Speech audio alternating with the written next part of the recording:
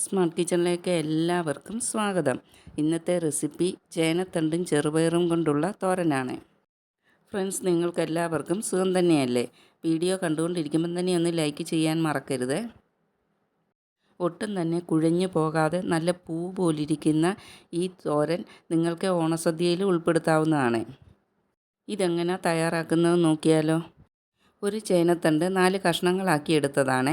ഇതിൻ്റെ തൊലിയെല്ലാം കളഞ്ഞ് നല്ലവണ്ണം ക്ലീനാക്കി എടുക്കാം. ഈ രീതിയിൽ തൊലിയെല്ലാം ചീകി ക്ലീനാക്കി എടുക്കണം.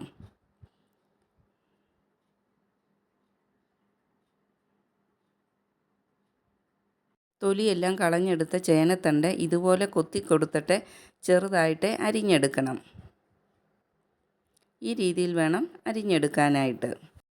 ചിലർക്ക് ചേനത്തണ്ട് അരിയുമ്പോൾ കൈ ചൊറിയും. അങ്ങനെയുള്ളവരെ കയ്യിൽ കുറച്ച് ഓയിൽ തേച്ചിട്ട് അരിഞ്ഞു കൊടുത്താൽ മതി. 4 കഷ്ണം ചേനത്തണ്ടും അരിഞ്ഞെടുത്തിട്ടുണ്ട്. ഇനി ഇത് നല്ലവണ്ണം വെള്ളത്തിൽ 3-4 പ്രാവശ്യം കഴുകി കൈകൊണ്ട് ഞെക്കി വെള്ളമെല്ലാം കളഞ്ഞതിന് ശേഷമാണ് തോരൻ വെക്കാൻ എടുക്കുന്നത്. ലാസ്റ്റ് കഴുകിയെടുക്കുമ്പോൾ ഇതുപോലെ കൈ രണ്ടും കൂട്ടിപ്പിടിച്ച് ഞെക്കി വെള്ളമെല്ലാം പിഴിഞ്ഞു കളഞ്ഞു വേണം എടുക്കാൻ. ചേനത്തണ്ട് നല്ലവണ്ണം പിഴിഞ്ഞെടുത്തുകൊണ്ട് ഒട്ടും തന്നെ വെള്ളമില്ലാതെ കിട്ടിയിട്ടുണ്ട്. ഇതിൻ്റെ കൂട്ടത്തിൽ 1/4 കപ്പ് ചെറുപയർ കുക്കറിലിട്ട് പുഴുങ്ങിയെടുത്തതും കൂടി ചേർത്ത് കൊടുക്കുന്നുണ്ട്. ഇനി തോരനിൽ ചേർക്കാനായി ഒരു അരപ്പ് തയ്യാറാക്കണം. അതിനായി 1 കപ്പ് തേങ്ങയാണ് എടുത്തിരിക്കുന്നത്. 4 വെളുത്തുള്ളിയും 5-6 കഷ്ണം ചുവന്നുള്ളിയും 10 കഷ്ണം കാന്താരിയും 1/2 ടീസ്പൂൺ ചെറിയ ജീരകവും 1/2 ടീസ്പൂൺ മഞ്ഞൾപ്പൊടിയും 1 തണ്ട് കറിവേപ്പിലയും കൂടി ചേർത്ത് ഇതെല്ലാം ഒന്ന് ചതച്ചെടുത്തുകൊണ്ട് വരാം. ഒരു പാൻ അടുപ്പിൽ വെച്ച് ചൂടാകുമ്പോൾ അതിലേക്ക് 2 ടീസ്പൂൺ വെളിച്ചെണ്ണ ചേർത്ത് കൊടുത്തിട്ടുണ്ട്.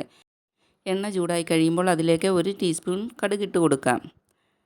കടുകെല്ലാം ഒന്ന് പൊട്ടി വന്നു കഴിയുമ്പോൾ അതിലേക്ക് 2 വറ്റൽമുളക് മുറിച്ചതും കുറച്ച് കറിവേപ്പിലയും കൂടെ ചേർത്ത് കൊടുക്കാം. ഇതെല്ലാം ഒന്ന് മൂത്ത് കിട്ടുന്നിടം വരെ ഇളക്കി കൊടുക്കാം.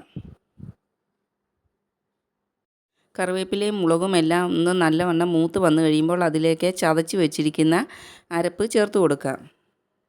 ഇതെല്ലാം ഒന്ന് നല്ലവണ്ണം മിക്സാക്കി കൊടുക്കാം. അതിലേക്ക് ഇനി അരിഞ്ഞു വെച്ചിരിക്കുന്ന ചേനത്തണ്ട് ചേർത്ത് കൊടുക്കാം.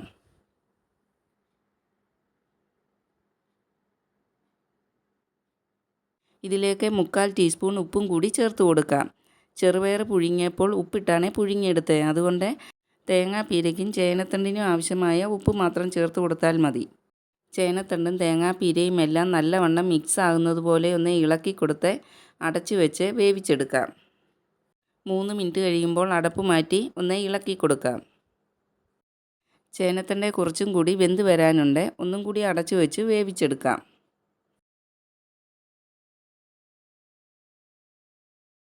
2-3 മിനിറ്റ് കഴിയുമ്പോൾ ഒന്നും കൂടി അടപ്പ് തുറന്ന് എല്ലാം ഒന്ന് നല്ലവണ്ണം ഇളക്കി കൊടുക്കാം. ഇപ്പോൾ ചേനത്തണ്ട് എല്ലാം നല്ലവണ്ണം വെന്ത് വന്നിട്ടുണ്ട്. ഇനി ഇതിലേക്ക് പുഴുങ്ങി വെച്ചിരിക്കുന്ന ചെറുപയർ ചേർത്ത് കൊടുക്കാം.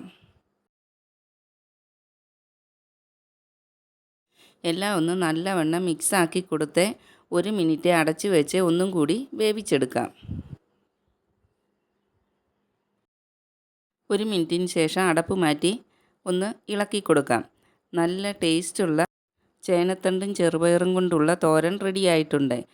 നിങ്ങൾ ചേനത്തണ്ട് ഇതുപോലെ തോരൻ വെച്ചിട്ടുണ്ടോ? ഇല്ലെങ്കിൽ ഒന്ന് ട്രൈ ചെയ്ത് നോക്കണേ. ഈ ഓണസദ്യയിൽ നിങ്ങൾക്ക് ഇതും കൂടി ഉൾപ്പെടുത്താവുന്നതാണ്.